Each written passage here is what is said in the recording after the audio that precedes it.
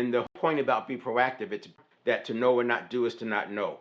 So being proactive, it's going to get you acting on the things that you actually thought you knew, that you've heard about, that you can talk about, but you really don't do them. Because if we do them, we wouldn't be thinking that I can just tell somebody how to operate and they're going to improve, because we'll be looking at it from the standpoint that 95% of everything we do is done by habit. Let's talk about language. Think about building a high performance organization. And by the way, that is the backdrop. Let's have high performing organizations. But the first thing I say you want to do before you talk about strategy and tactics is let's create the right culture. In fact, I would say if you have a vision, create a vision, then create the culture that goes after that vision. And then I would recreate the vision again, because that vision will look different from the new culture. And the culture should be intentional.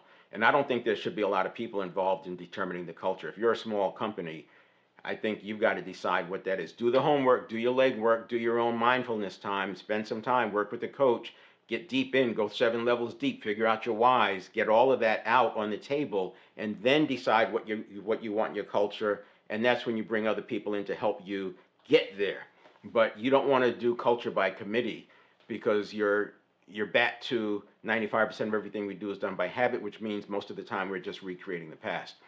So when you think about high-performing team, I look at sports teams, and all sports teams have conditioning. They all have conditioning routines, and they'll do drills over the fundamentals and the fundamentals and the fundamentals, and the reason for doing that is they want it to be automatic. They want the automaticity. And now, looking at it through a lens of neural change and neuroplasticity, we do know that we can change it. It's just a different process. You can't do it by telling them. You actually go into deep practice.